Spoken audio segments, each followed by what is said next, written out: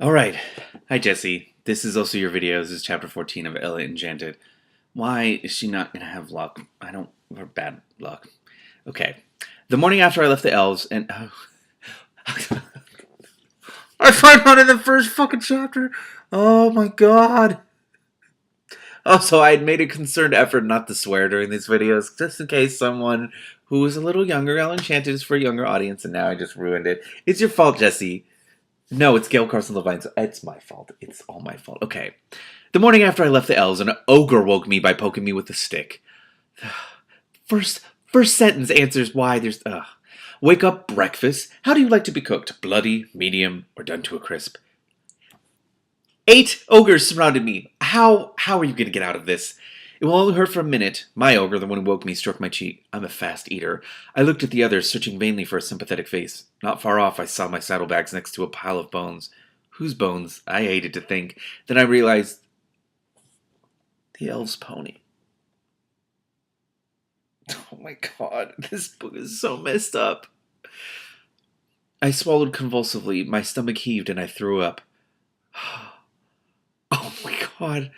When I was done, my ogre spat at me. His spittle burned my cheek. I wiped it with my hand, and my hand burned too. Fornziuv imong fnuef nashun, he growled. It will taste sour for hours. I was an it. I'd studied sufficient ogres to understand almost everything. One of the women spoke. I think she was a woman because there was less hair on her face, and she was shorter than my ogre, and I think he was a man. She called my ogre Sief, and asked him if he thought he was going to eat it all by himself. He answered that he'd found it and caught it, so it belonged to him. Anyway, he added, if he shared, there wouldn't be enough to go around. And besides, he'd allowed everyone to eat the pony. Her answer was that the pony had been last night, that they were hungry again, that he always had 100 reasons not to share, and that he didn't care if the whole tribe starved so long as he got his special treat. He lunged at her, and she lunged at him. In a moment, they were rolling on the ground with everyone watching. You should leave right now. Leave, Ella. Just go. Except me. I looked for a place to hide. Not far from where I stood, there was a low tree still covered with leaves. If I could get there and climb it, maybe they wouldn't think to look up when they searched for me. Good job, Ella. I edged sideways. The combatants were pulling each other's hair and biting and yelling. I was halfway to the tree. Oh, crap. It's escaping, Sief, one of the ogres yelled. The brawl ended immediately. Stop, Sief commanded in Carrion. Ah! I took a few more steps and almost reached the tree, but the curse wouldn't let me go farther. I don't like her. I don't like her at all. I don't ever want to meet her. Sief dusted himself off, although there was no visible difference between dusty and dusted. I told you how obedient it is, he said in ogres. No need to be persuasive with this one. It'd cook itself if we told it to. I don't. I should say, I just realized I said I don't ever want to meet her. I mean, I have met her. I don't want to see her again. I don't, because I want to yell at her. Duh. He was right. If they wanted to fry me, I'd step right into the pan. I stood where I was and pretended I had no idea what they were saying. After further bickering, they decided to take me with them, hoping to capture additional people or animals on the road to eat along with me. Side dishes, I suppose. I was allowed to take my saddlebags and my carpet bag. Sief wanted to know if there was food in them, and there was great excitement when I said yes. But when they opened the elves' flask, they spat in disgust. That is not a word.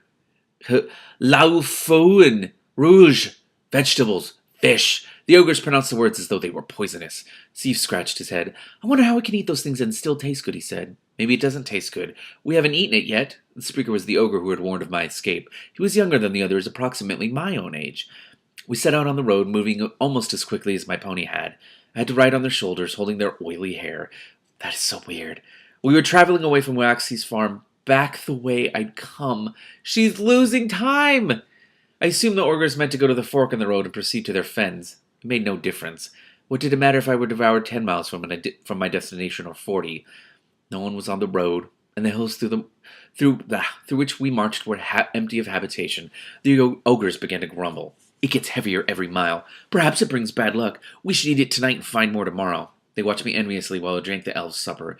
I was surprised I could eat, but I was ravenous. I offered to share with them, but my only answer was a collective shudder. You might enjoy it, I said. Perhaps you'd find that you'd prefer broccoli to flesh and legumes to legs. That last suggestion made them laugh. The youngest ogre told Sief and ogres, maybe we should get to know our meals better. This one makes jokes. Don't make a pet out of it, Sief warned. Can we keep it? After dinner, the young ogre sat next to me. You mustn't be frightened, he said. No. My name is Nish. What's yours? I told him. My father's name is Sief. He could convince you that we won't harm you. I'm not as good at convincing people yet, but we hate for people to be upset. He touched my arm sympathetic. That's really creepy. That's really creepy. We're going to convince you that we're not going to eat you, and then eat you. I felt calmer. I couldn't help it. His voice was so soothing. You must be tired after such a terrible day. I yawned. Why don't you stretch out right here? I'll make sure nothing harms you while you sleep. Wasn't he going to bind me? A bubble of hope swelled in my mind. But don't run away. The bubble burst. I hate. Oh my God. In the middle of the night I awoke. Sief slept closest to me, making gurgling sounds and grinding his teeth. Ogres are sound sleepers. I stood and picked my way over them, which was difficult because they slept almost on top of one another. I bumped the leg of one, and he or she kicked at me but slept on. Beyond the heap of their bodies I found my saddlebags. I tried to leave, but as soon as I crept more than a few yards beyond the pile of ogres, my complaints started. Thudding hard, tight chest, spinning. This sucks so much! A few feet more and I was on my knees, crawling in circles. I crept back to the farthest spot the curse let me feel comfortable. The ogres wouldn't wait much longer to kill me. I had to break the spell now. The spell is broken, I announced aloud, but softly. I need not obey Niche. I will escape. But in a moment I was on my knees again, helpless and sobbing. I tried again. Mimicking the ogres, I made my voice as persuasive as I could. What is a spell? I asked myself. Only words. I can walk away from these ogres. I can do it. No magic can stop me. I stood and took confident steps. I was moving fearlessly. The spell.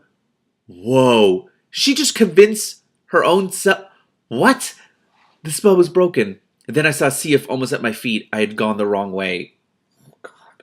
I bit back a scream of rage. I was going to die soon, and I would never have found Lucinda, would never have lived uncursed.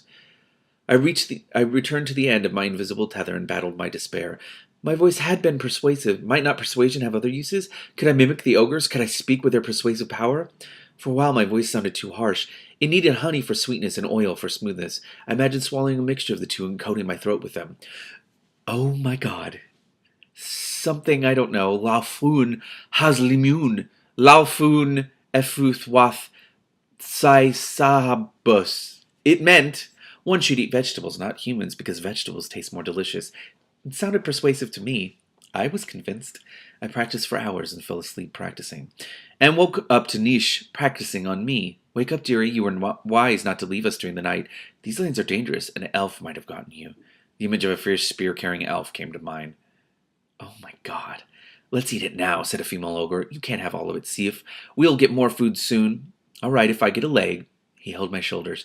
She nodded. I'll be content with an arm if I can have an ear too. This is really creepy. If I was a kid reading this, I'd be terrified. In a moment, all my parts were claimed. Niche wanted to keep me alive a while longer, but he gave in when he was allowed to have my neck. The best part, he said, coming close and patting it. Sief said, I want to be the one to kill it. He jerked away from Niche. I began in Ogres. It came out as a squeak. Sief bared his teeth. The points glistened, saliva dripped from his lips. I tried again. You're not really hungry. You're full. My voice was raspy. More honey, more oil. The ogre stared, as surprised as if a rock had spoken. I knew it was smart. Niche sounded proud of me. Too bad we're hungry. Sief crouched. It would have made a good pet. He held my leg, his portion, and lowered his head, his teeth inches from my thigh. No! No! Honey and oil. How can you eat me? You're too full to eat. All of you are. Your bellies are as heavy as sacks of melons. Sief stopped. I went on. You just had a wonderful meal of 8 fat ladies. If you eat me too, you'll get sick. You'll want to go back to sleep off your big meal. Sief let me go. I stepped away from him. You feel tired. The ground is so soft, so comfortable, I said. This is amazing! Especially because all of her study of these languages is actually paying off. Niche rubbed his eyes and stretched. I continued soothingly.